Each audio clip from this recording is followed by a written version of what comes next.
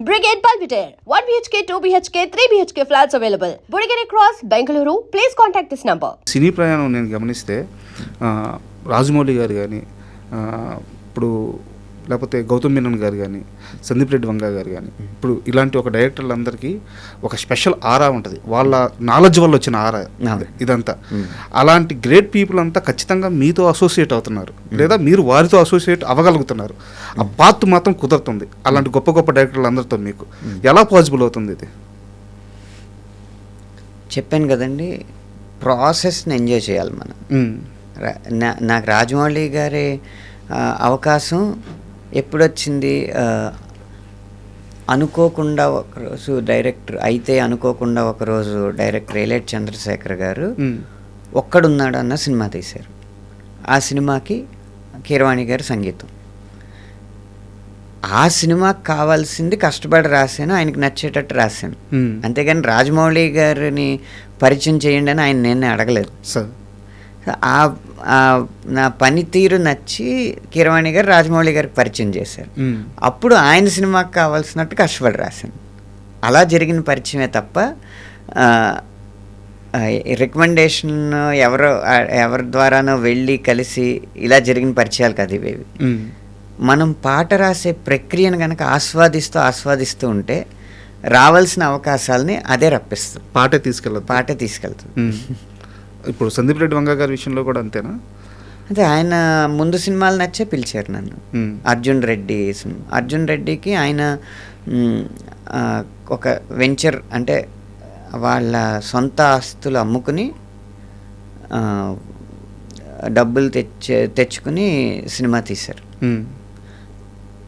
అంత దాన్ని ఏమంటారు, అంత సున్నితమైన పరిస్థితిలో ఉన్న దర్శకుడితో కూడా ఆ సినిమాకి ఎంత కష్టపడాలో అంత కష్టపడ్డాను. అది ఆయనకు నచ్చింది. అప్పుడు 2 పాటలే రాశాను ఆ సినిమాకి. యానిమల్ అవకాశం వచ్చినప్పుడు అన్నీ ఇచ్చారు. సో ఒక అర్జున్ రెడ్డి అన్న చిన్న సినిమా విడుదల అయిన తర్వాత పెద్ద సినిమా. అవును, అర్జున్ రెడ్డి అన్న చిన్న సినిమాకి చూపించిన చిత్తశుద్ధి యానిమల్ అన్న పెద్ద సినిమా ఇచ్చింది. ఈ చిన్న సినిమా పెద్ద సినిమా తారతమ్యం రెమ్యునరేషన్స్లో కనిపిస్తూ ఉంటుంది, సాహిత్యంలో ఉండకూడదు కదా? కనిపించదు.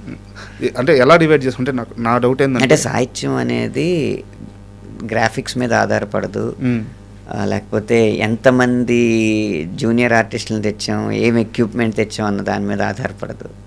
సాహిత్యం అనేది కేవలం మెదడుకి కళానికి కాగితానికి మధ్య ప్రవహించే ఒక శక్తి మాత్రమే, ఒక శక్తిధార. దానికి డబ్బుతో పని లేదు. కానీ ఆ సినిమా సన్నివేశం, దాని బలం, దర్శకుడి అభిరుచి, దర్శకుడి నిర్ణయాధికారం, వీటి మీద ఆధారపడి ఉంటుంది. చిన్న సినిమాకైనా పెద్ద సినిమాకైనా దర్శకుడు మంచి సాహిత్యాన్ని ఎన్నుకుంటే, మంచి అంటే ఆ సన్నివేశాన్ని రక్తి కట్టించగలిగే సాహిత్యాన్ని ఎన్నుకుంటే మంచి పాట వస్తుంది. ఎలాగో సందీప్ రెడ్డి వంగ ప్రస్తావన వచ్చింది కాబట్టి స్పిరిట్కి ఆల్రెడీ మీరు వర్క్ చేస్తున్నారు. సో ఎలా వస్తుంది సినిమా, ఎలా వస్తుంది, పాటలు ఎలా వస్తున్నాయి? నాకు మీరేం లీక్ చేయొద్దు కానీ. లీక్ చేయండి అంటే ఆడియో గురించి చెప్తున్నాను. 80% స్పిరిట్ ఆడియో.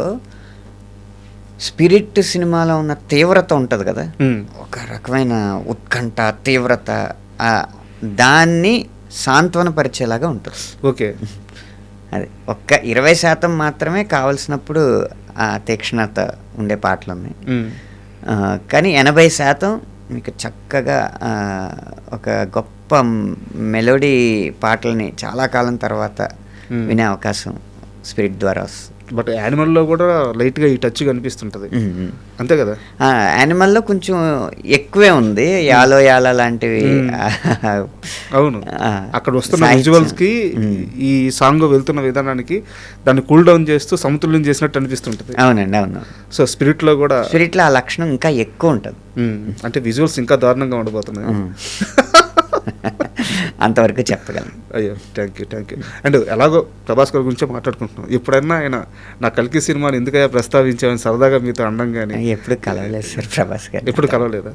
అయితే కల్కి 2 వస్తే అనంత శ్రీరామ్ చూస్తాడా?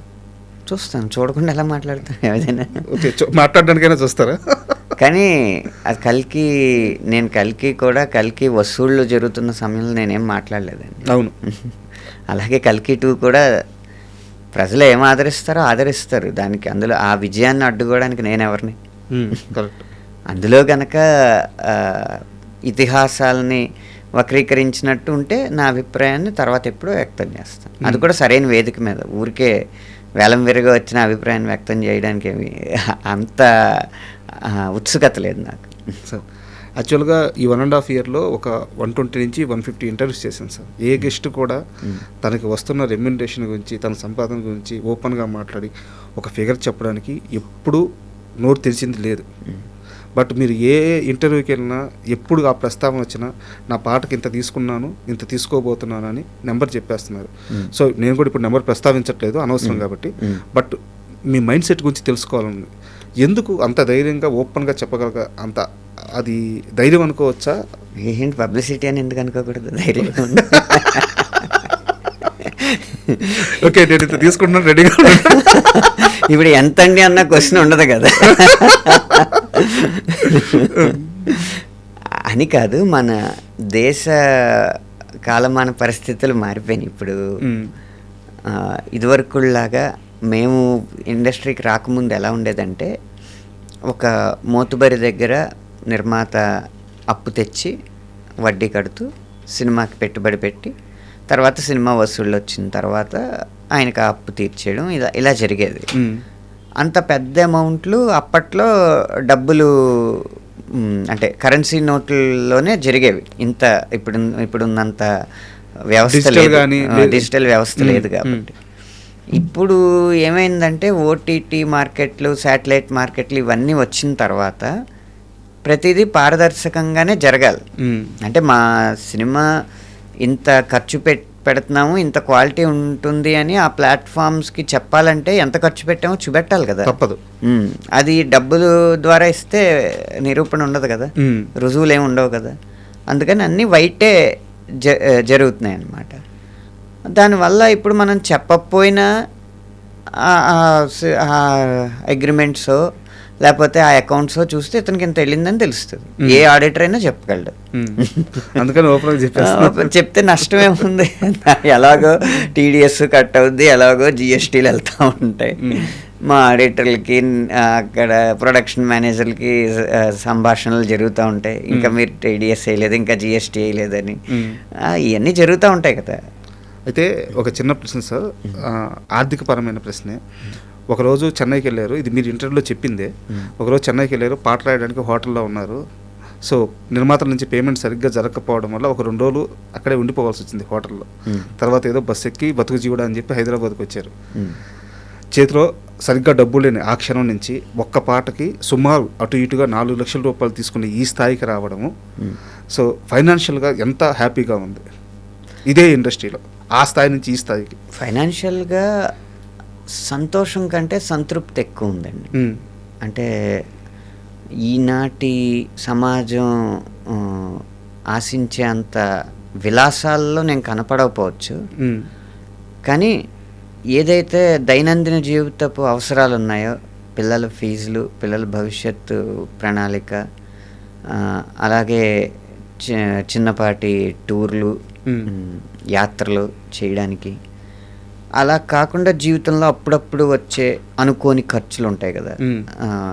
మెడికల్ ఎమర్జెన్సీస్ అవ్వచ్చు, లేకపోతే ఏదైనా ఈవెంట్స్ అవ్వచ్చు, వాటికి కావాల్సిన ప్లానింగ్ చేసుకోవడానికి, వీటన్నింటికి ఎవరి దగ్గర అప్పు చేయని పరిస్థితి అయితే ఉంటుంది.